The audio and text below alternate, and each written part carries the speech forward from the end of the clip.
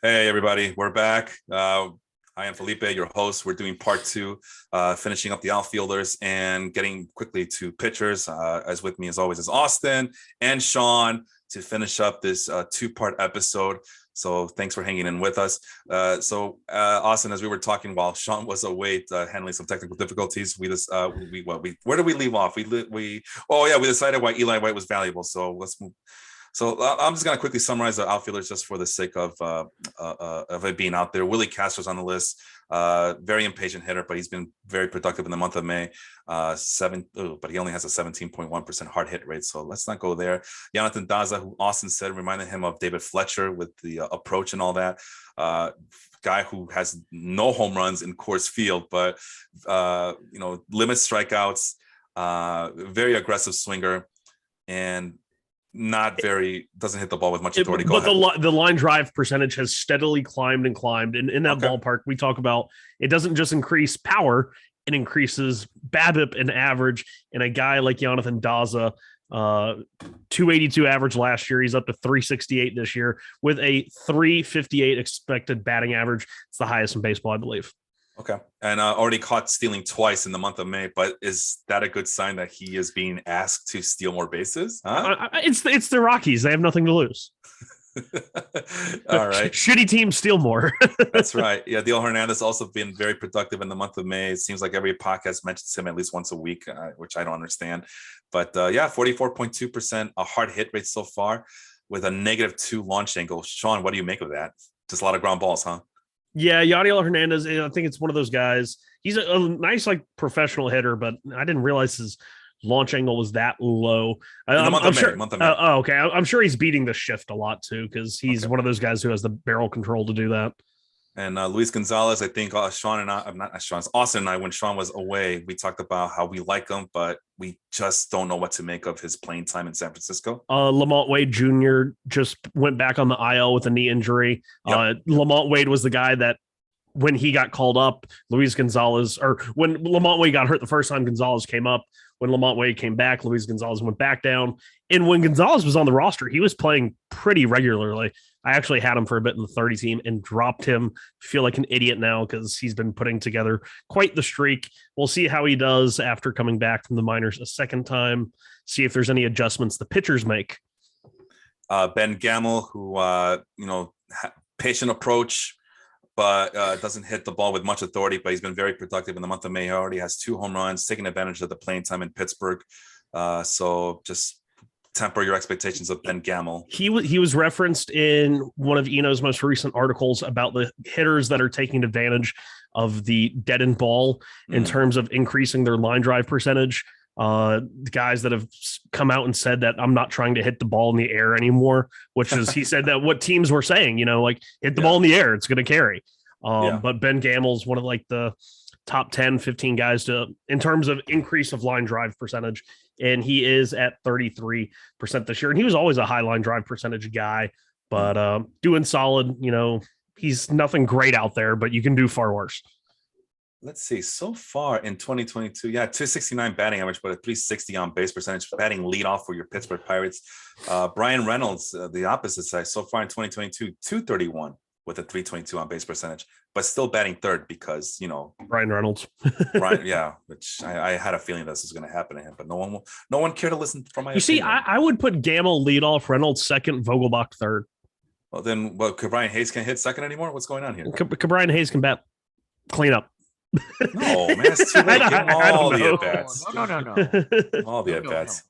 And then really, the last guy, Cole Calhoun, Austin's guy, he mentioned his love affair for Cole Calhoun, not just because he looks like him, but because he used to play for the Angels. Aggressive approach, but productive, has 6 home runs in the month of May, hitting the crap out of the ball. Yep. I think the outfielders, 52.6% in the month of May hard hit rates with an exit velocity of 92.6. So Austin believes in him. Sean? I had looked at Calhoun's numbers just the other day, like this week. And I was like, I remember he was doing really bad. And then I saw where he was getting added in a bunch of leagues. And I went back, and in April, he had a 164, 193, 182 slash line, good for a 375 OPS. And then in the month of May, 321, 381, 714, an OPS pushing 1100. Isn't it weird? Like, you see a guy like Calhoun, he's 34.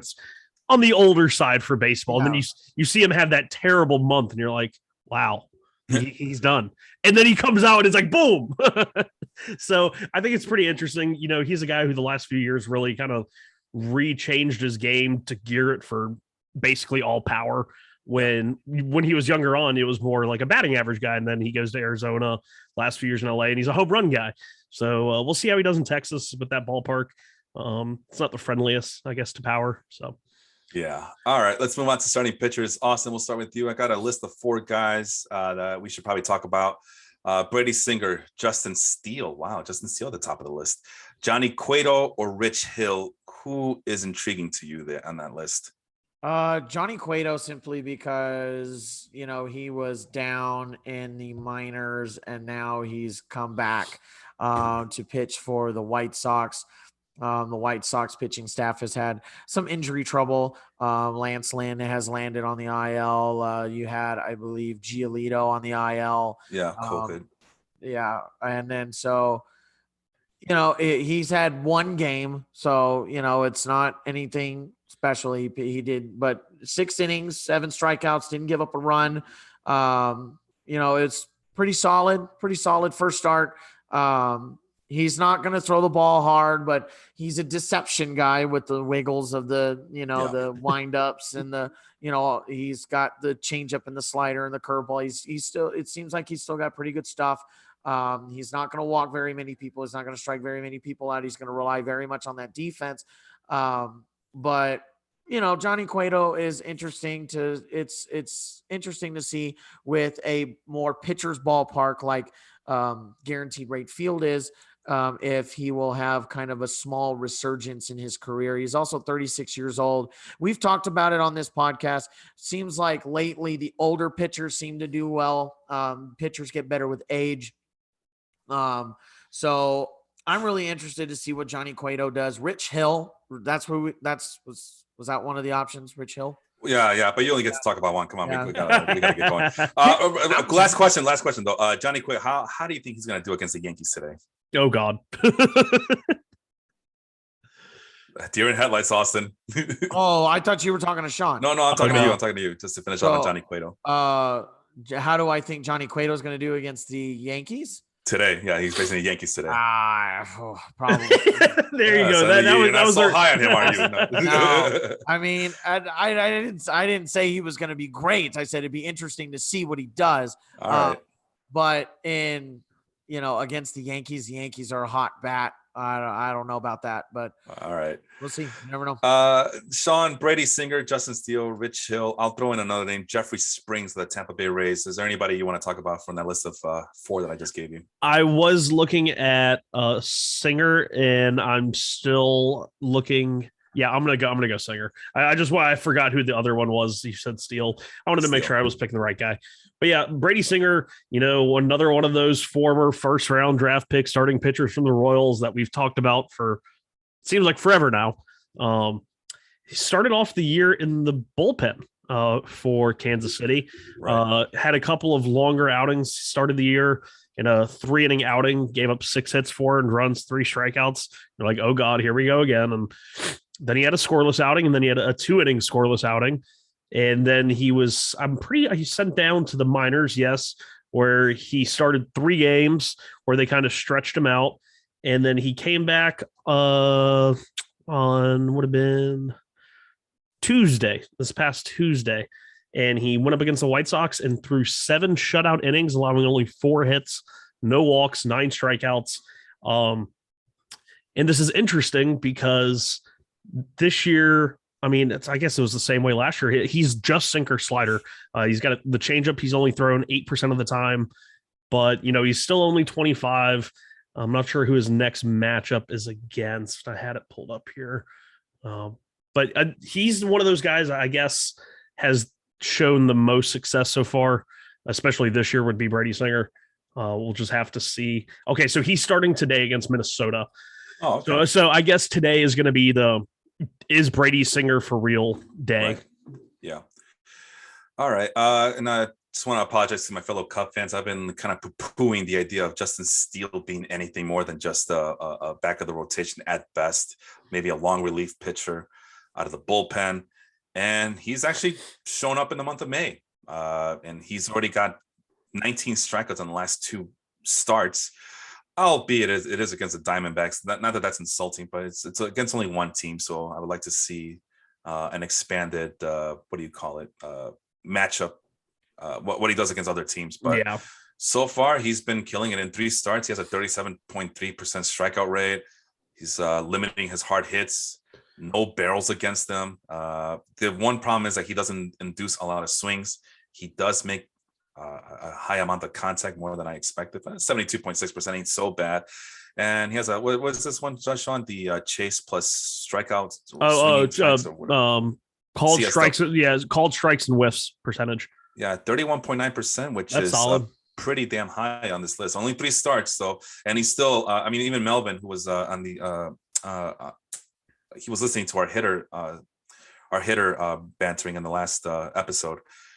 He even pointed out that maybe he needs to work on his stamina. I'm like, well, yeah, what do you expect? The guy was relieving for most of the year, and all of a sudden he's being told to start some games this month. So, all right, so maybe I've been wrong about him. I just thought he was a whatever starting pitcher. So anyway, let's go on. Rich Hill, Jeffrey Springs, Adrian Hauser, or Chase Silseth. Austin, you got the. What do you want to talk about in that regard from those 4 pitchers? Give me the list one more time. Rich Hill, Jeffrey Springs of the Tampa Bay Rays, Adrian Hauser of the Brewers, or Chase Silseth of the Angels? Because I just picked him up in the league because he's got 2 starts next week. I'm going to talk about Adrian Hauser. Some people are not very high on Adrian Hauser, especially with some of the other. Sean is. Me and him, before you joined in the Zoom this morning, we were talking about Adrian Hauser. So yeah, because I was trying to figure out who to pick up. I needed because Eduardo Rodriguez went on the IL, so I needed to pick up somebody, and I figured Adrian Hauser was the best 2-star pitcher out of the bunch that was there. So the thing that I'm concerned about with Adrian Hauser is it does not get very many barrels, but they still, he's not going to get whiffs either. He's not getting anybody to chase. And it's looking like he's in the bottom 8% of the league in terms of maximum exit velocity. It looks like his average exit velocity, though, is very different. So his average exit velocity is at 87.8%, which is right around his career norm. His max exit velocity is 113.8. So, he has been getting hit hard. 32.7 sweep spot percentage. He's, I don't know. His K percentage is 2% higher so far since the last 2 years, 2020, 2021, were both 17%. And right now he's at 19.6%. He's relying a lot on the sinker in order to get his outs. And he's pitching to the tune of what's his ERA? 3.68. Yeah. So you got a 3.68 ERA. Or 3.22. I'm sorry, 3.22 ERA. So that's not bad, especially for a guy that relies heavily on his sinker in 7 games started. I believe in Hauser a little bit, especially, he's going up against some tough competitors this week with the Cardinals and the Padres. So it'll be tough, but if you're looking for a 2-start pitcher, I think it's going to be the only other one that I was looking at was Chad Kuhl. But Chad Kuhl was like 7.24 ERA in the last 3 starts. Yeah, let's not do that. Yeah, let's not do that. So, moving on, Sean, Rich Hill, Jeffrey Springs, Chase Silseth, or Dane Dunning.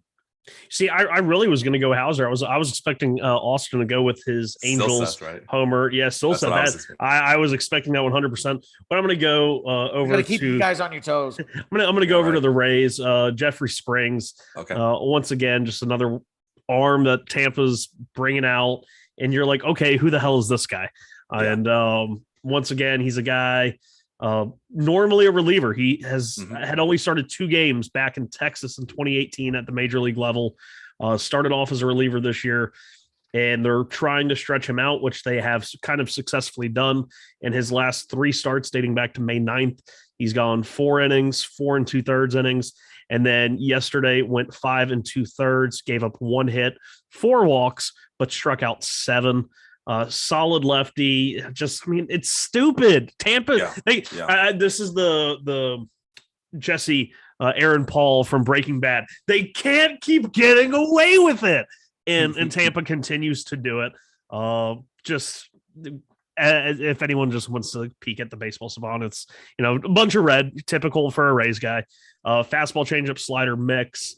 That changeup's being used a lot almost exclusively against the right-handed batters, and it has a 43% whiff percentage. The fastball is only averaging 91.5 miles per hour, but he locates it well up in the zone. The slider uses both to righties and lefties. So far this year, his weakest pitch, but has historically been a solid pitch. But really, that fastball changeup against righties is, very, very, very good. And it'll be interesting to see how he goes developing as a starter, basically at the major league level. My guy will be Dane Dunning, because he has 2 starts. He'll be playing against the Angels on Tuesday if all goes well, and it looks like he's being matched up against Noah Syndergaard, and then he's on the road again. So there's a West Coast thing going on with the Rangers right now, and he'll be facing the Oakland Athletics, which is a very good matchup next week. This next Sunday, I should say. Dane Dunning has some walk issues, but ERA is a little high, but in the month of May, he has a Sierra Skills Interactive ERA of 3.90. So it's below 4. So that's a thing. It's 30% outside the zone swinging percentage, which is pretty decent. He is getting rocked, though. He's getting rocked with a barrel rate of 10.6% and a hard hit rate of 40.4%. But for as bad as he could be, he's also shown that maybe he could be a serviceable pitcher, and he has 2 starts coming up this week. So maybe someone you might consider for this upcoming week. Let's see, Austin, back to you. Rich Hill, Chase Silseth, Zach Davies, or Alex Fado of the Tigers? All right, we'll go with my Angels guy. There we go. Yeah, he wasn't gonna let him pass twice. No, I couldn't do it. And simply because Chase Silseth is doing really, he came up, he got called up and threw I think it was 7 innings of shutout baseball. Like it was a really good pitching performance. He's had 2 games. He's had 2 games now. He's at 10 1/3 innings, and is at 2.61 ERA. His fastball sits at about 96 on average. He's got a changeup, a slider, and a curveball. With the fastball, he likes to throw it high. It's a big, powerful fastball. He also has a split finger. He has a split finger fastball that he is really good at throwing low. He likes to throw it in the lower part of the zone, right at the bottom of the strike zone, right at the knees. The slider, he likes to throw outside towards right-handed hitters. He's got a sinker that he hasn't thrown a whole lot, and the curveball, he's only thrown 4 pitches. So it looks like he relies mostly on 3 pitches to get out, as the 4-seamer, the split finger, and the slider. There's a history with Angel pitchers not being able to perform, but the Angel pitching staff has also done pretty well this year. He's 22 years old. He's, trying to figure stuff out. I'm not saying Chase Silseth is going to be a great waiver wire pickup long-term, but there's something to say about him coming up, being called up, and doing well right out the gate. Right. And I think the other benefit to him is he works quick. He works really fast. So I was watching an Angel game. I believe it was his last start. I was watching a little bit, and they broke down how quickly he works. And from when the pitch hits the catcher's mitt back to when he gets set was 8 seconds. Yeah, so, I saw that clip as well, and that is the minor league pitch clock at work. Yes. Because these are the guys that are coming up this year, making spot starts. These are the guys who have been playing under those rules for the last few years. Silseth was drafted in 2021, has only made 8 career appearances in the minors before being called up this year? I did not know that. He's 22 years old, was drafted in the 11th round of the 2021 draft. Wow, that's honestly kind of amazing. Yeah, his original ETA was for 2025, and the Angels like, nah, you're coming up now. Yeah, so. he made 5 starts for the Trash Pandas, 26 innings, 37 strikeouts, and got the call. Wow, that's amazing. And where's he out? Oh, because so he was a college arm, so. But that is wild. I did not know that part about Silseth. Yeah. Eight games in the minors. 8. I mean, I'm an Angel fan, and when they were like, the Angels are going to start Chase Silseth, I was like, who? That guy? I have no idea who that guy is. So, alrighty, Sean, let's go to the bottom of this list. And these are some guys who they're pretty bad in the month of May, but they've been getting a lot of pick-me-ups. That's why we get paid the big bucks here. So let's go with these 4 bottom dwellers here: Tucker Davidson, Matthew Liberatore, James Caprillion, or Jacob Junis. Okay. Obviously, Liberatore's the fun name because he just got called up and made his debut last night. I don't know how it went because I fell asleep early. Does anyone know how that game went? Doesn't look too good from my end. 4 2/3. He's at a 7.71 ERA. I don't know. Oh, okay. So that was 4 2/3, 7 hits, 4 earned runs, 3 strikeouts. Okay, I wasn't going to pick him anyway. I'm going to go with Jacob Junis. I know that sounds so exciting. The longtime Royals starting pitcher / non-starting pitcher who had like a career ERA of not good at all as a Royal has come over to the Giants. And next thing you know, he has a 2.7 ERA. And you're like, wow, how did the Giants make him do that? And well, last year in 2021, Junis threw his slider 39% of the time and is a 4-seam fastball 35% of the time. In 2022, Jacob Junis is throwing his slider 54% of the time and completely ditched the 4-seamer. So the Giants basically said, hey, your slider's your best pitch. Throw that. And they added a sinker, which of course the sinker is not good either. It was just like his 4-seamer. But I mean, it leaves it right in the middle of the plate. I mean, but you have to think that the sinker usually pairs better with the slider because if they're both going to start in the middle of the zone, and you're either going to have to predict whether you're going to look inside or you're going to look outside. So this year, obviously, the slider, they're not doing much with it. It's not the greatest strikeout pitch, whiffing less than 30% of the time, but not getting good barrels on the ball. So Jacob Junis, interesting guy, only 29 years old. And the Giants, the last few years, really done this with a lot of pitchers. So I'm going to give them the benefit of the doubt. I'm going to say Jacob Junis, and we'll see how that goes. It continues to go for him and the Giants. And we got to talk a little bit about Rich Hill. I mean, I feel like we're kind of burying him, but I know 42 years old, nothing too exciting, but he's been turning. He's on the IL, isn't he? Oh, I missed that. No, I thought I didn't see anything on the IL. Let me see here. Rich Hill, no, he's just 10% owned. That's it. Month of May so far, though. Where was it? I know 4.15 ERA and the WHIP is really high at 1.23 for a guy like him, but has a strikeout to walk ratio of 6-1. Not giving up a lot of home runs, and has skills interactive ERA of 3.38. While he doesn't induce a lot of swings, he's not giving up too much contact either. And CSW percent, what was that again? Called strikes and whiffs percentage. Called strikes plus whiffs percentage. Plus whiffs, 29.4, which I would prefer to see it at 30 or above percent. But 29.4 is right there knocking on the door. And the most important part about him is, where was he? Here it is.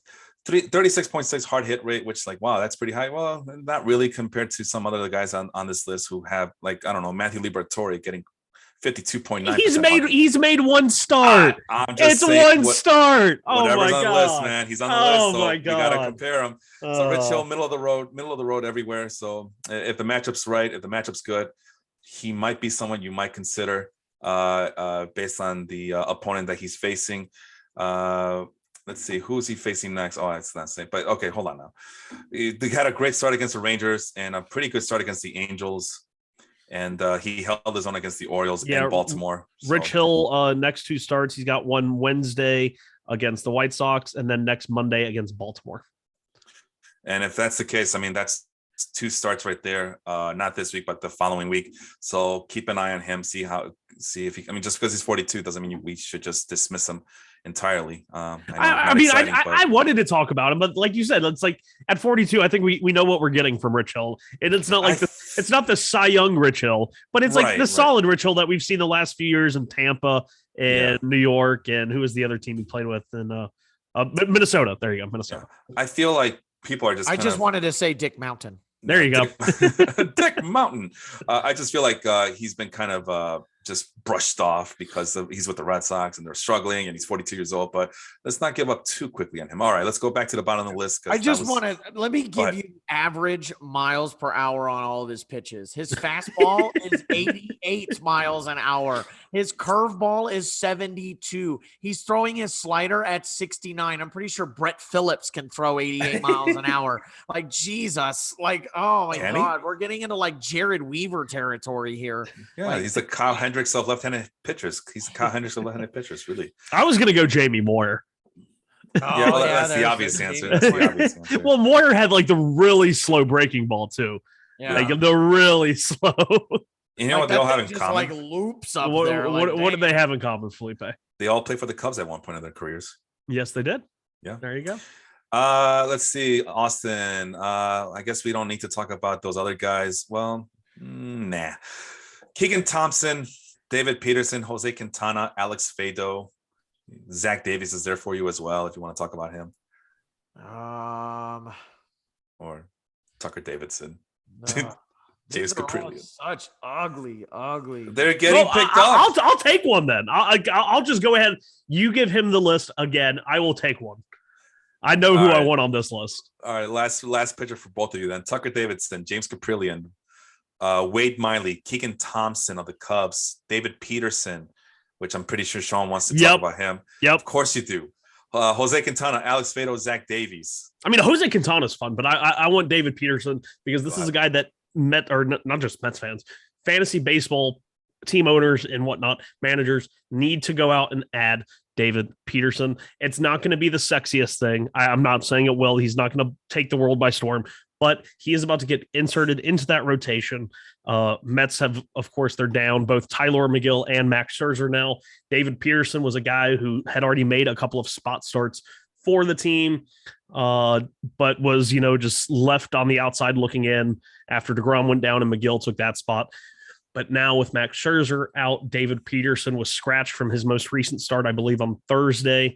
They were expecting him to pitch this weekend in the Rocky series, but I think they're going to wait until the upcoming series to bring him up.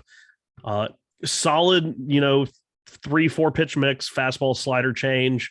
Throws a little bit of a sinker to get some contact as well. But that rookie year, everyone forgets the rookie year, and they think about last year where he was just not good at all. But that rookie year, he had one of the best four-seam slider combos in all of baseball. This year, he's actually the changeup, which was the pitch that we were all worried about, has been fantastic. It's such a good pitch. I never thought he was going to be a good changeup guy. I thought it was just going to be four-seam sinker slider.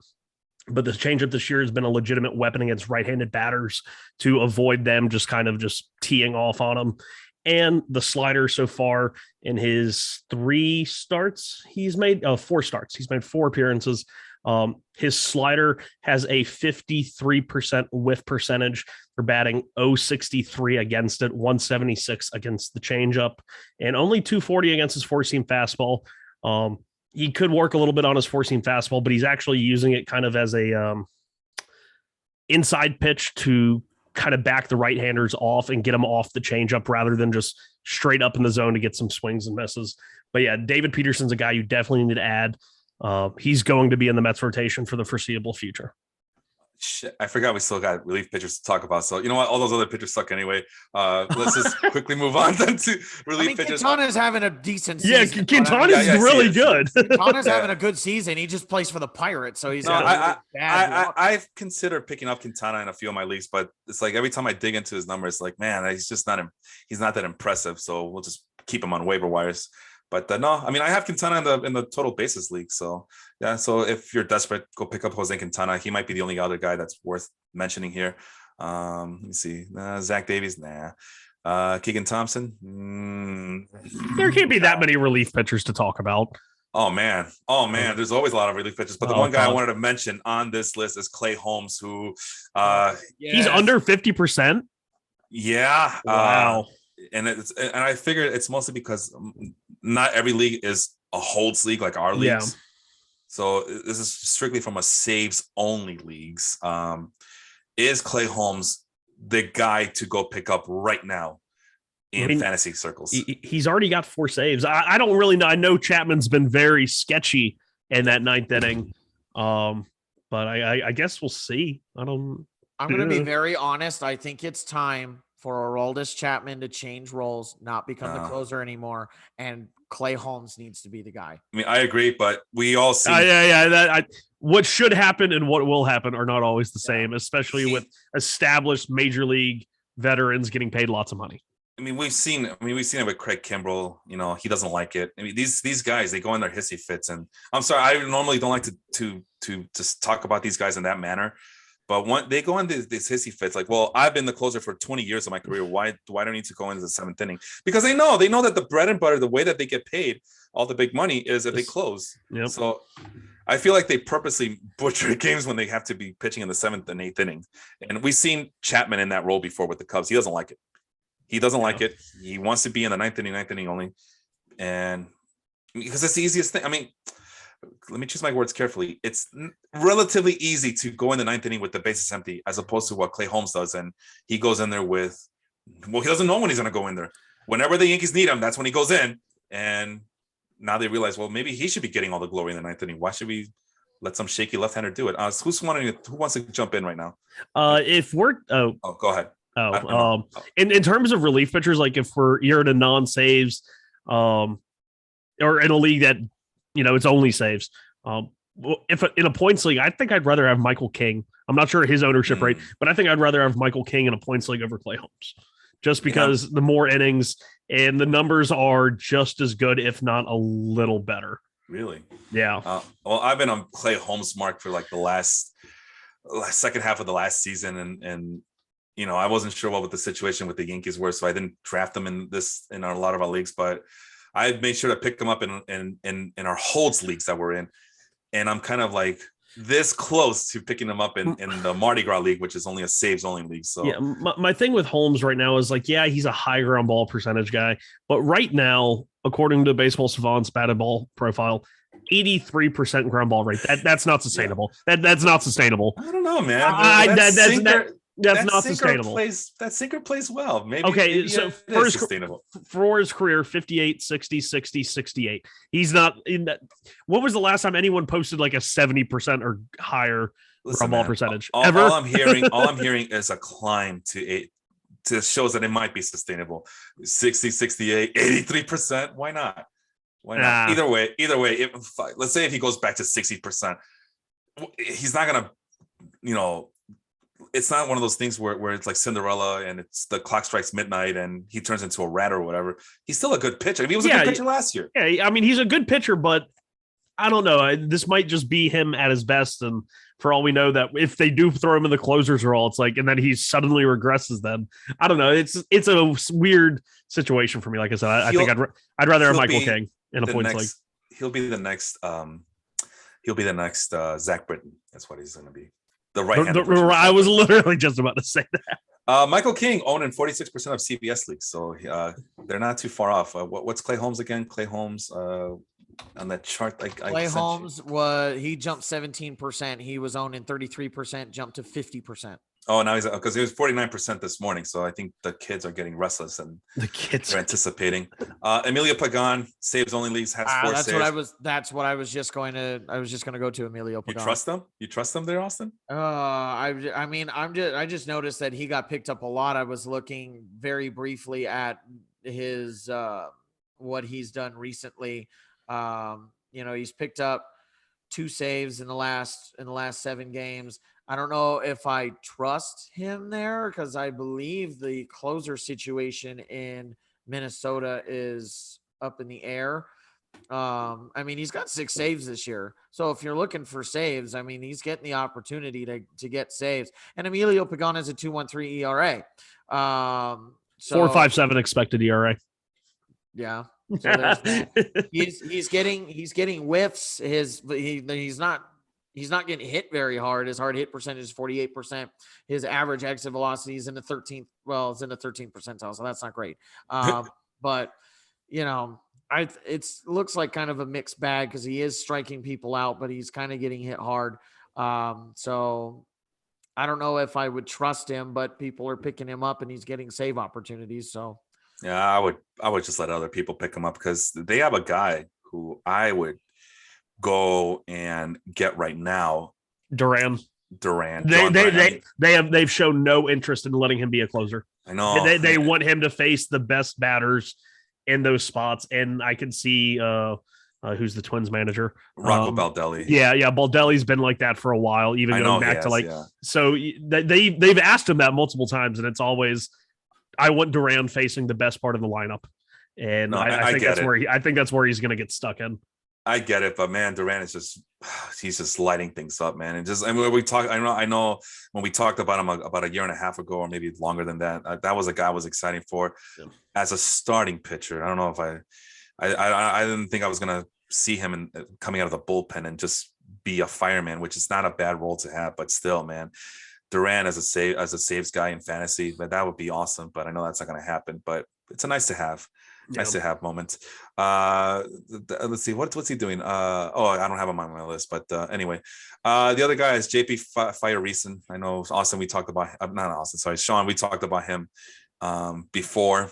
I know from a real life baseball perspective, but I don't know if you like him in a fantasy baseball perspective. Yeah, it's just there's no way because he doesn't really get saves. They don't have him in line for the saves. They like him in. He started 2 games so far this year. He's not very fantasy useful. He's great in real life, in real life, but not really fantasy relevant. He does have 2 holds this month, so if you're in a holds league, you could take advantage of that, I guess. Brock Burke from the Rangers is going to be starting soon, but as a reliever, he's pretty much held his own. Already has 2 holds this season. In the month of May, have you heard anything about Brock Burke or the Rangers? They're trying to get Burke to start. I just saw. I mean, he's slated. Are you sure start. It's not like as an opener? It's probably as an opener because they've used an opener in front of a couple of guys before this year. Let me check that. He is needed on short notice. That was back on May 10th. So, and I saw he hasn't made a start this year. Oh, he has. I could have when I saw him do at least 1 start. No, not yet. There was I might be confusing him with someone else. And sorry about that. May 9th, he went 2 2/3 against the Yankees with 5 strikeouts. So maybe they kind of went to him on short notice to get some innings or something. I don't know. But in terms of the Texas bullpen, start keeping tabs on Jonathan Hernandez and Jose Leclerc. The elite dynamic duo that were in that Texas bullpen that both went down for a year and a half, 2 years, basically at the same time. They are both. Jonathan Hernandez is a little bit behind Leclerc. They've both pitched in extended spring training. Leclerc is about to go on a rehab assignment. And so you're looking at probably less than 2 weeks for Leclerc and maybe 2 to 3 weeks for Jonathan Hernandez. Yeah, it looks like Joe Barlow. I'm in the wrong thing here. Where my Rangers go? Where my Rangers go? Well, I know I had Joe Barlow in a lot of my leagues because he was getting all the saves, but he I think he's had like 7 so far this year. Yeah, but he's not looked too well the last couple of games, and then he got hurt, and I don't know if he's in the IL or not. I forgot what the injury was, but it looks like the magic has run out for Joe Barlow as the closer of the Rangers. But like Sean said, keep an eye on it. Hey, he's still at a 1.35 ERA, granted expected ERA of 5.5. He gets whiffs on like basically all his pitches, but a little probably overperforming there. I think he'd be a good, he's still going to be a solid relief pitcher, but I don't think he's going to be the closer. Granted, Jonathan Hernandez and Leclerc won't be the closer the second they come back. So that'll be a committee with riding the hot hand probably. Yeah, he has a blister injury, by the way. The hot spot. I read about that. Yeah. Matt Bush picked up a save. So when I picked up Barlow back in April, he was at a well over 30% strikeout rate. In the month of May, he's at 23.1% strikeout rate. So I'm like, Yeah. you know what? Let's cut bait right now. Let's cut it off. Let somebody else deal with that because I don't want to deal with that. All right, so that's that. And then let's see, anybody else worth mentioning here? Let me see here. Alexis Diaz got a save recently, but yeah, he's for the Reds. Yeah, he became one of only 3 pairs of people where both him and their brother recorded saves on the same day. Oh wow, who's his brother? Edwin Diaz. Oh no way! Yeah, they're siblings. There were 2 other siblings to record saves on the same day. There was like one in the 90s and one in the 70s, I believe. Well, so far he has a walk per 9 of 7.27. So no, thank you for me, man. That's Alexis Diaz does? Yeah, for the month of May. Yeah. Oh, for the month of May. In 8 games, he has 7.27 walk per 9. So no thanks. But 31.6% strikeout rate. Oh, he's got nasty stuff though. He's it's so stupid. 100th percentile in fastball spin rate, 95th percentile whiff, fastball slider just like Edwin. Doesn't really throw as hard as Edwin, but I think he's a little bit more deceptive in the motion. And the last 2 guys, Adam Simber, who has 2 saves in the month of May, and Rowan Wick, who has snap. I didn't realize he had 3 saves already in the month of May as well. Well, who's been closing for Chicago? I thought it was Robertson. Yeah. No, yeah. Simber's interesting that whenever Romano's not available, it seems that like the first guy they go to is Simber, that he has the 3 saves. You know, the submariner, very different look than Jordan Romano. Right. So so let's see, they recorded saves last Tuesday. And the 2 previous times brothers recorded saves on the same day were Todd and Tim Worrell. Oh, wow. Todd for the Dodgers, Tim for the Padres on June 13th, 1997. The 90s. The first pair of brothers to ever do it were Ravello and Josias Manzanillo. Oh, wow. Ravello for the Pirates and Josias for the Mets on June 30th, 1994. Okay, they were both in the 90s. Never mind. All in the 90s. Wow. Because when you said Manzanillo, that name sounds familiar too. But man, I must have fall asleep on June 30th because I don't remember that. But I do remember the World Brothers though, for sure. I do remember them. I didn't realize that Tim was pitching well into the 90s. But then again, I must have confused him with his brother Todd, who I do remember. I do remember vividly. What year was that for the World Brothers? I'm sorry, 97, I think. 97. Holy crap! Wow. Okay, it's a lot. Okay, I thought it was the early 90s, not the late 90s. Anyway, so that's it. Rowan Wick, he's still listed as a setup man for the Cubs. Gives up a lot of walks. 5.40 walk per 9. Doesn't and unlike Alexis Diaz, doesn't strike out too many hitters. So maybe just a flash in the pan type of guy. And that's it. That is the list. Those are the pitchers that we wanted to talk about. The hitters that we talked about are in the previous episode.